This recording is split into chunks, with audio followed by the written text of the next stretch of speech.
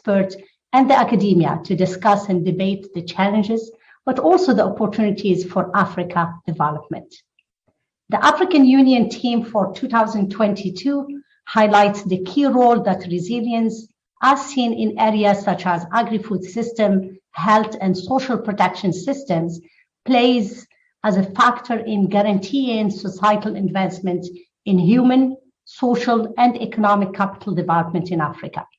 2022 is also the African Union Year of Nutrition under the theme Strengthening Resilience in Nutrition and Food Security. Resilient agri-food systems are at the core of FAO strategic framework for the next decade, taking us from 22 to 31, which supports the Agenda 2030 through the transformation to a more efficient, more inclusive, more resilient, and more sustainable agri-food system so that we have a better production, better nutrition, a better environment, and a better life, leaving no one behind.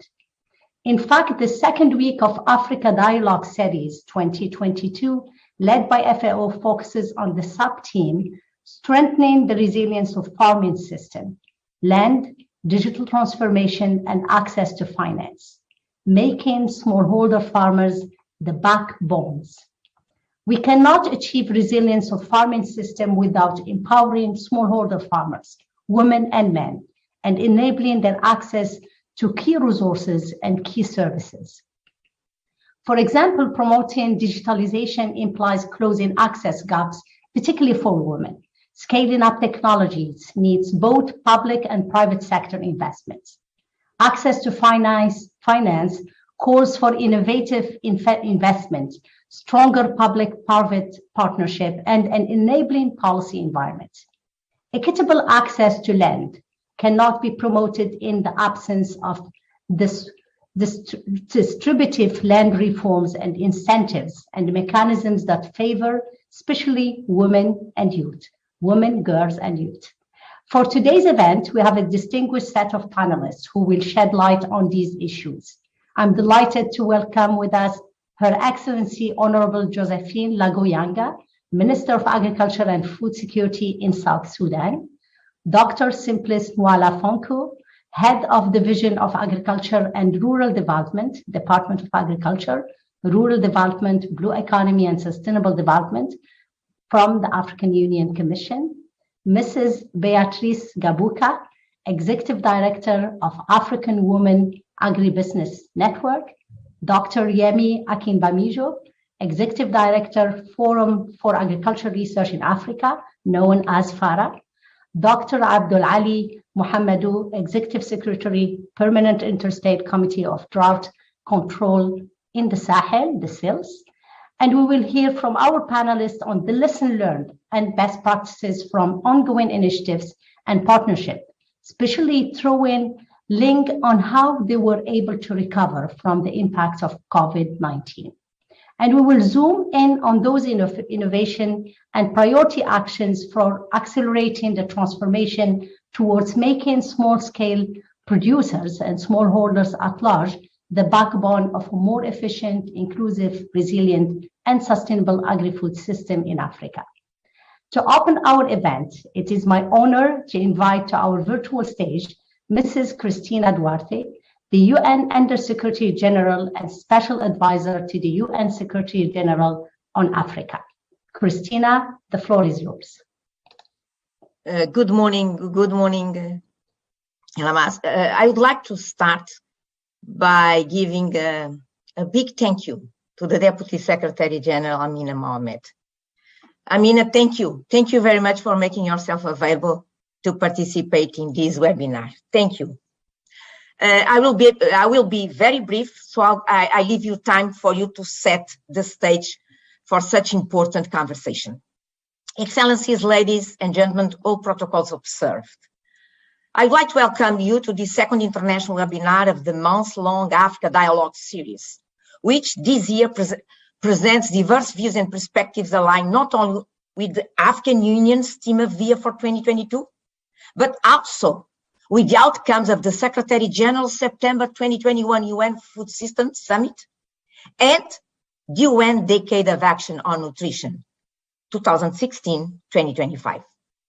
Allow me, over the few years, since its inception in 2018, ADS has kept innovating and has carved itself as a platform at the United Nations headquarters, bringing African voices to the UN and promoting exchange between the African Union and the United Nations on the African Union Team of the Year.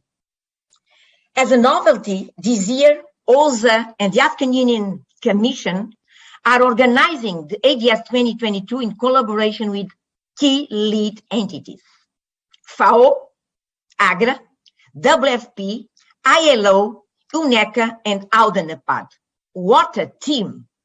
So that we all benefit from the respective agencies' long-standing expertise on a certain aspect of building resilience in nutrition. This week, under the theme Strengthening the Resilience of Farming Systems, Land, Digital Transformation, and Access to Finance, Making Smallholder Farmers the Backbones, is led by the Food and Agriculture Organization, FAO. In this regard, allow me to thank FAO colleagues, and particularly its Deputy Director General Maria Helena Semedo, for your leadership and outstanding collaboration. As you know, 2030 Agenda and Agenda 2063 are a package of interconnected and mutual complementary objectives. In these regards, while the Team of the Year of the African Union has a clear link to SDG 2, Zero Hunger, and Agenda 2063 Goal 3, Healthy and Well-Nourished Citizens, it is apparent that its contribution spreads across both agendas. Talking about land, it is referring to the relation between agriculture and environment, particularly from a gender perspective. Digitalization underscores the relevance of scientific and technological innovations for agriculture development, put agriculture within the fourth industrial revolution. Financing, the game changer, not only for Africa's food system, but for sustainable development. And the smallholder farmers represents Africa's human capital. So by empowering them, we'll not only promote the necessary increase in productivity to feed the continent, but we also transform them in an engine of economic growth. As the Secretary General and the Deputy Secretary General have noted, if we are to build forward and build better, we must put people and the planet first in all our decisions, seeking impactful ways to accelerate the implementation of the SDGs. I'm confident today's discussion will provide fruitful contributions to this extent. Thank you very much. Thank you again, dear DSG. Back to you, back to the moderator. Thank you very much, Mrs. Duarte, for cutting the ribbon for our event today and for reminding us to really thank very heartedly, wholeheartedly, DSG for being with us and giving us of her time. If you allow me, Madam DSG, I will give the opening remark on behalf of the DG of FAO, who unfortunately is engaged in the conference in Europe and couldn't join us. And I'm gonna try to make it really succinct to give you really time to set us the stage. So it is really an honor to provide the opening remark on behalf of FAO to this important webinar as part of the Africa Dialogues, as we said earlier, series in 2022. And really, thank you very much to the United Nations Office of the Special Advisor on Africa, to Ms. Cristina Duarte, for the collaboration. As we all know, hunger in Sub-Sahara is worsening. Last week, FAO and its partners launched a new report on hunger crisis around the world. In 2021, some 193 million people experienced acute food insecurity, which is an additional 40 million compared to the already record high numbers in 2020. 3 out of the 4 countries facing the most severe phase of acute food insecurity that are classified as catastrophic are unfortunately in Sub-Saharan Africa. This is on the top of a severe drought that is tightening its grip on East Africa, economic repercussion from the COVID-19 pandemic, shortfalls in cereals and fertilizers from the Ukraine conflict, and the fastest rise in food prices since 2008, all of which pose significant risk to food security and nutrition in many African countries. And with this, we are losing our natural capital to desertification and deforestation. Biodiversity is declining, and with it, the resilience of our agri-food system, it's really worsening. So, as you know, FAO has organized its regional conference for Africa in Guinea Equatorial, where many agriculture ministers and other partners discussed how we can strive to boost the resilience of smallholder farmers who are the backbone of the rural development. In fact, this is a key component of our strategic framework that I mentioned earlier. And within that, really what we have to remember is we have only 8 years to go to get to our goals by 2030.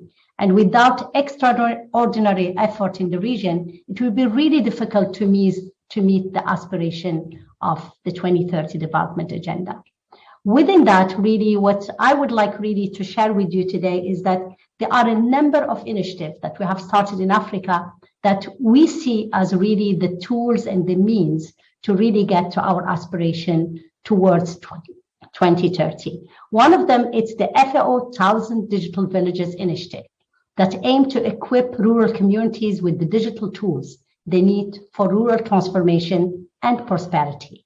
It is piloted right now in 7 African countries, and FAO is collaborating with entrepreneurs and other partners to offer farmers a range of information on services through digital and mobile channels.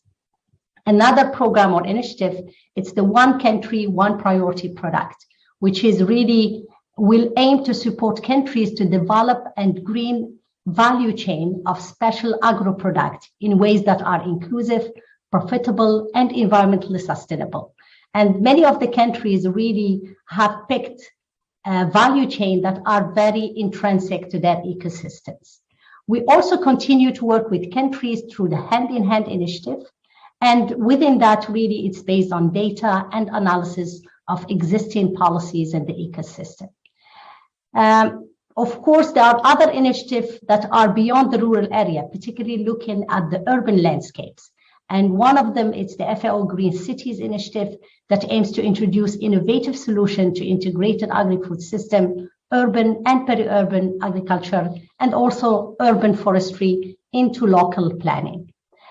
And as a chief scientist, I can't really stop without mentioning the science and innovation strategy, which is really quite innovative, and it's mostly pushing for more science, technology, and innovation as we are striving to reach the 2030 agenda.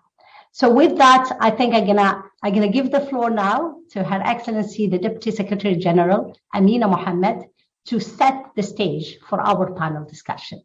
Over to you, Madam DSG.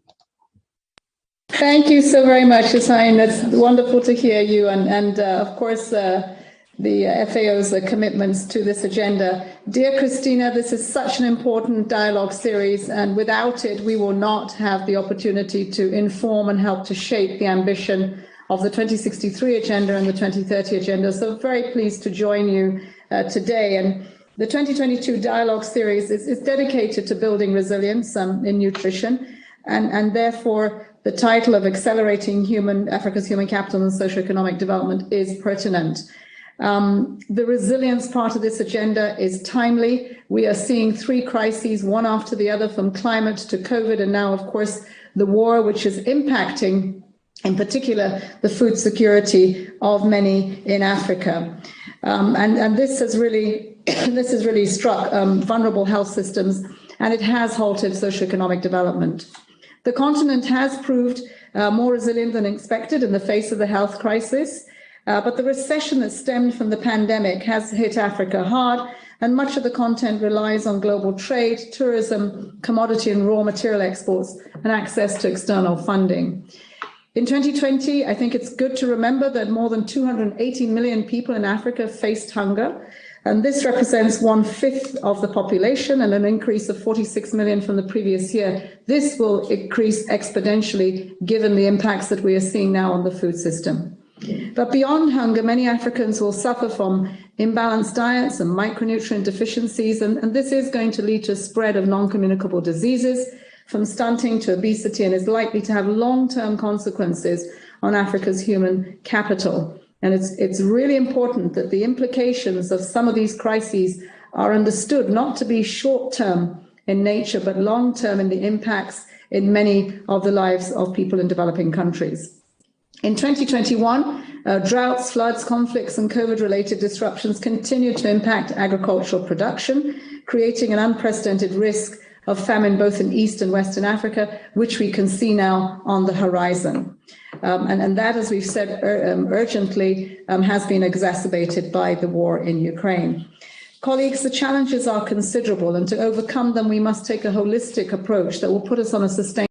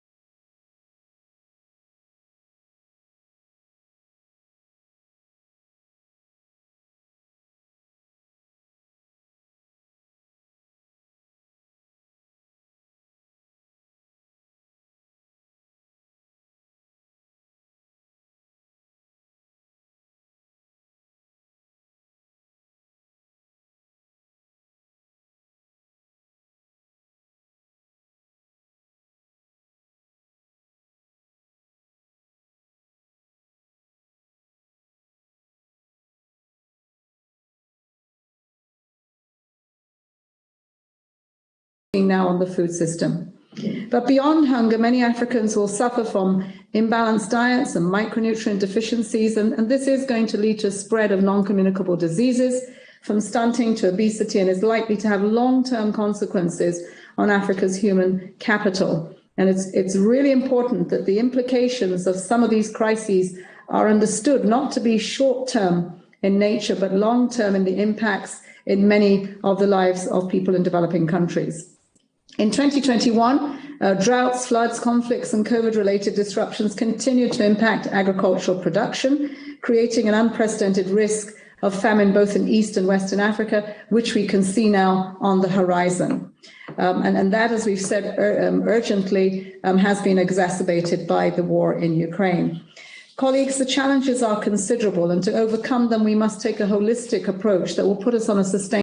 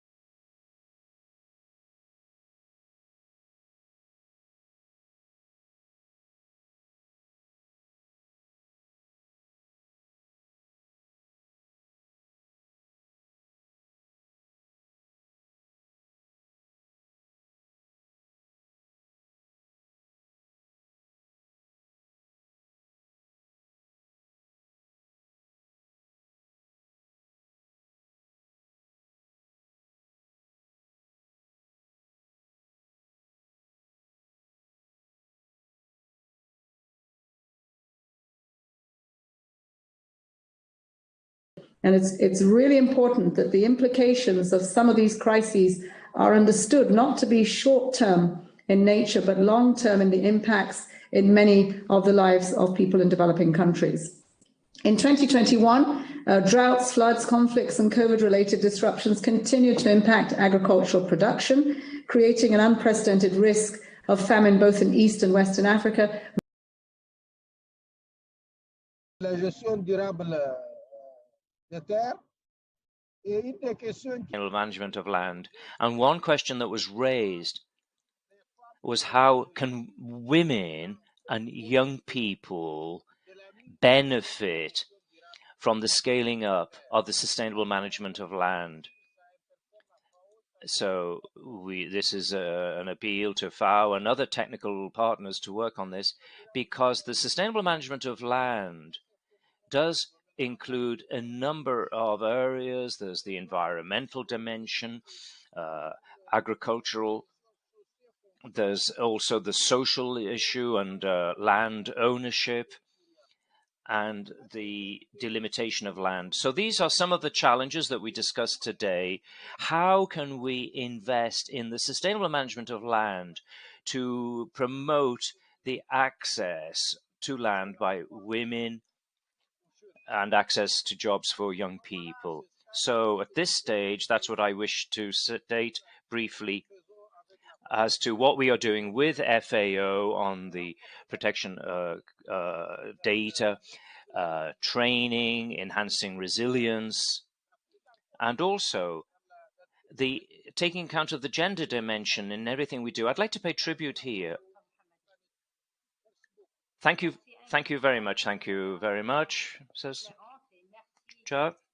And thank you also for linking our meeting with the meeting that you are having with COP15 today. And everything begins with land, of course, and with water and genetic resources. Thank you very much. About the interesting initiative from all speakers.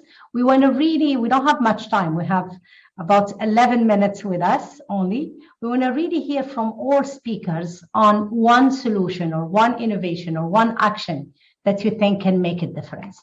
If we can have a quick tour de table whereby you are sharing with us one solution, one innovation, one initiative, or one action that you think can make a difference, please share it with us.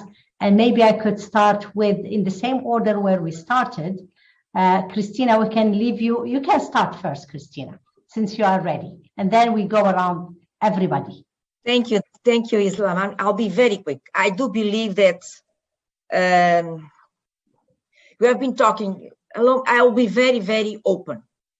We have been talking about these issues, land, finance, innovation, you name it, at least in the past 30 years. At least in the past 30 years. What happened in the past 30 years? According to the African Development Bank, the global production has increased 145%. Ask me what happened with Africa's agriculture production in the same period of time, since the 60s, has decreased 10%. So we have been missing the picture, with all my due respect. Absolutely. We have been missing the picture, and we need to say to ourselves, we are all Africans in this virtual debate. We need to say to ourselves that we have been missing the picture. And what is the piece that has been missed? Allow me, is not technical solutions, because from a technical solution standpoint, we are almost on a supermarket mode. You can go there and just pick the technical solutions. They are out there. So what has been missing? Mindset, with all my due respect. Okay. Mindset. So changing mindset, that's what you So I would start for saying that what we need here is to change in mindset and understand that for the next 15 years, to solve or to satisfy food demand in the world, Africa must be part of the equation. Mm-hmm. Back to you, moderator. Thank you, Christina. So who wanna jump next? I mean, please, it's open to the all panelists. Beatrice, Yemi, Josephine, Abdul Ali. Yes, Beatrice, go ahead. Thank you, moderator, because I want to go the same, you know me already. I want to go the same as Madame Duarte. Yes, we know the solution. We just ended a food system, 18 months of strong collaboration. We did theory of change, we did everything. What did we miss? I think I want to add saying that to the mindset, not only, we always say mindset of our people, but it's mindset of our political people, our government, and the private sector, the international organizations that deliver aid. We need to re-engineer our thinking and reset our engagement, how we want to change and transform agriculture transformation on the continent. You cannot expect that the same woman who has no access to finance, no access to knowledge, pregnant with a baby on the back, until the land with traditional home to produce enough food for Africa. You cannot expect a young person who has a degree, who has a degree because of our higher level of education, and has a smartphone, and you expect them to go to the rural area to till the land with a hoe. So please, I echo Madame Duarte, let's be serious. Let's put the money and resource. Let mindset start with us, the leaders, not the people, the ground. Thank you.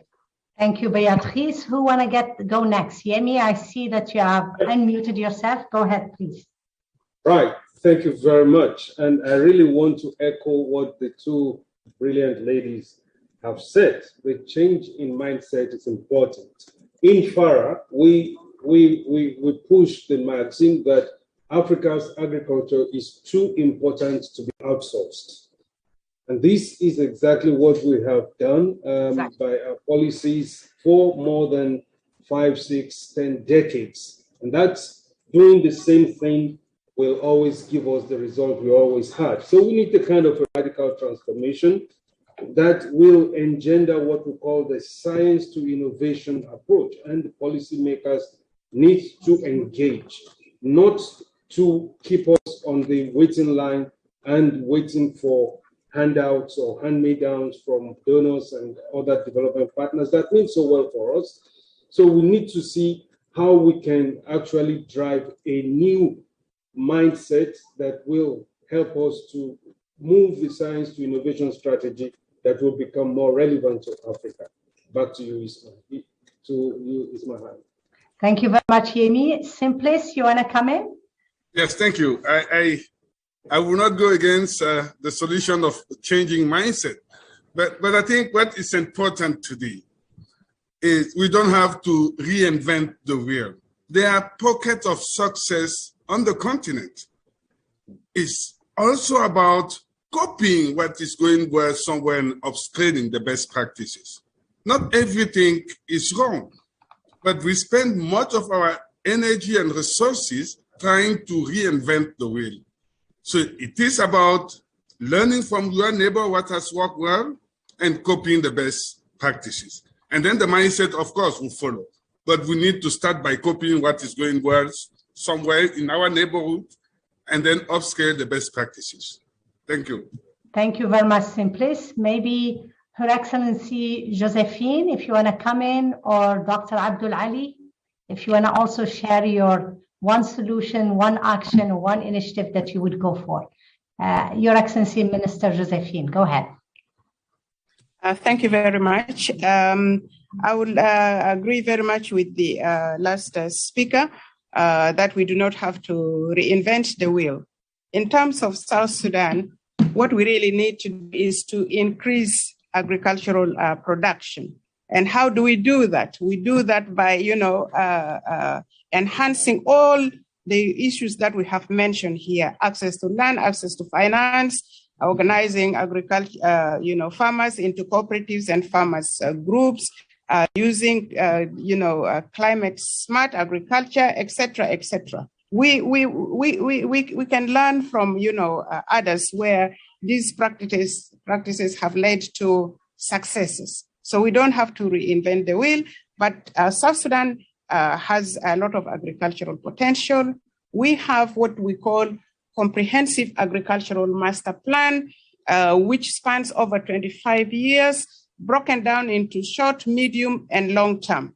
The main challenge we have faced, and we are still facing, the strategy so that it can work for us. We need to invest in agriculture, put money in agriculture so that agriculture here in this country can indeed become the backbone of the economy. So we'll appeal to our, development partners really to support this country so that we can start seriously investing in agriculture. That will be the only way we can fight food insecurity, we can fight hunger, we can reduce poverty for the vast majority of our population that live in the rural areas, which is about 80% of the population. If we can finance agriculture and do all that has been proven successful in other countries, we in this country should also be able to move away from subsistence farming to commercialize mechanized agriculture. Thank you very much. Exactly, my dear sister Josephine, exactly. So really, we have so many questions coming from the chat and the Q&A. Unfortunately, we don't have really time to dive into them, but really, thank you for focusing on few solutions that I've heard from the mindset, and maybe customizing solution for us without reinventing the wheel. But really, I think we all agree that business as usual, it's no way what we need, but we need really to go beyond that and take the smallholder farmers as the dynamo of the transformation. We have with us the Deputy Director General Maria Elena Semedo. So we're gonna give her the floor to close the meeting and kind of summarize it. Over to you, Maria Elena. Thank you, Ismahan. Very good to see you. Colleagues, friends, greetings from Abidjan. Let me start by greeting His Excellency Minister Josephine Yanga, my dear friend and sister Christina. Let me start by congratulating Christina for putting this together. Maybe after this event, you learn a little to know her, but Christine is one of the most determined women I know. When she needs and she wants something, she will make it happen. And she did. Thank you, Christina, for your leadership and to bringing us all together today. Let me greet my friends, Yemi, Simplis, the Secretary Executive of SILS, and also Beatrice. Very good to see you, Beatrice.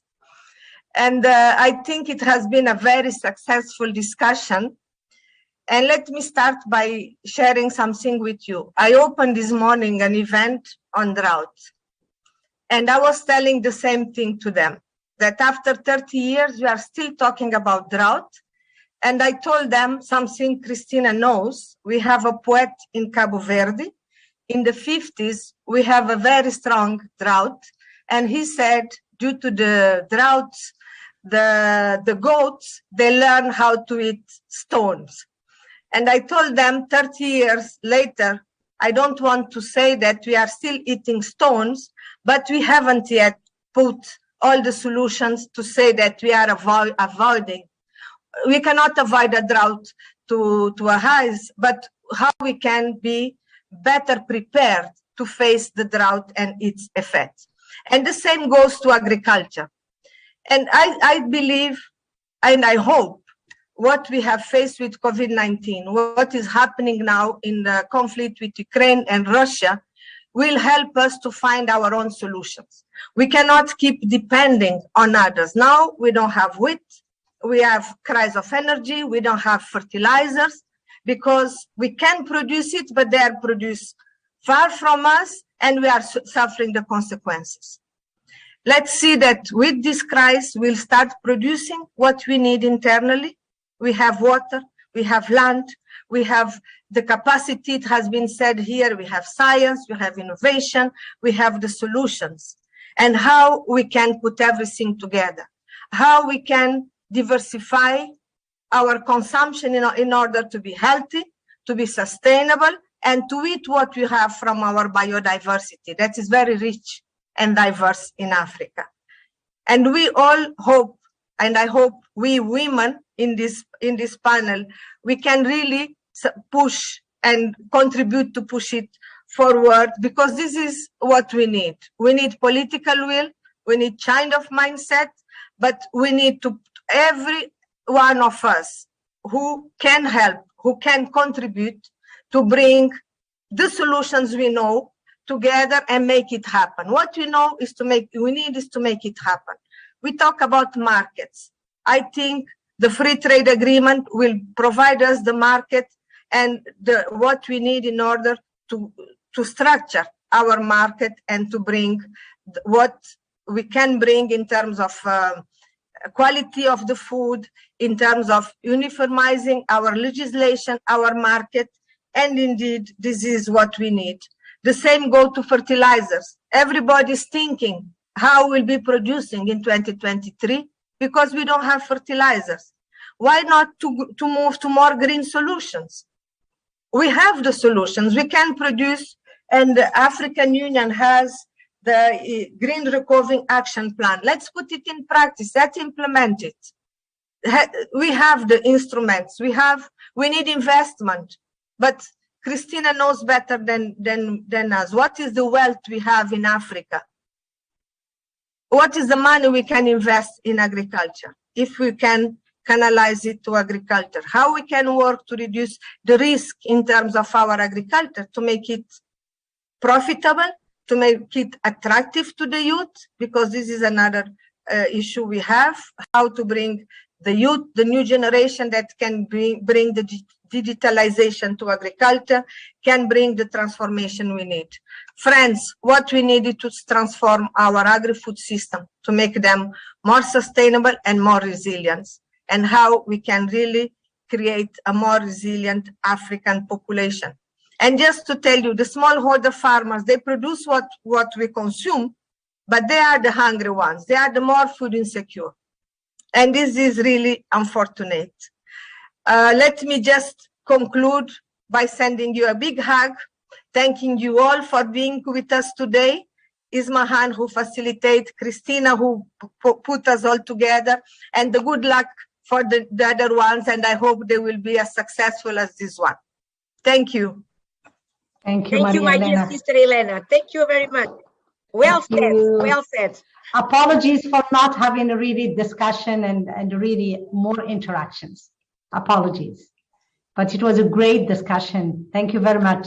Thank Christina, you. Maria Elena, Thank and all you. panelists. Thank you very much. Ciao, Ismahan. Thank you. Ciao. Bye. Beatrice, Ciao. can you look at your chat? Beatrice, can you look at your chat? I left something for you. Oh, okay. Thank you so much. Bye, colleague. Thank you very much. Thank you. Thank you.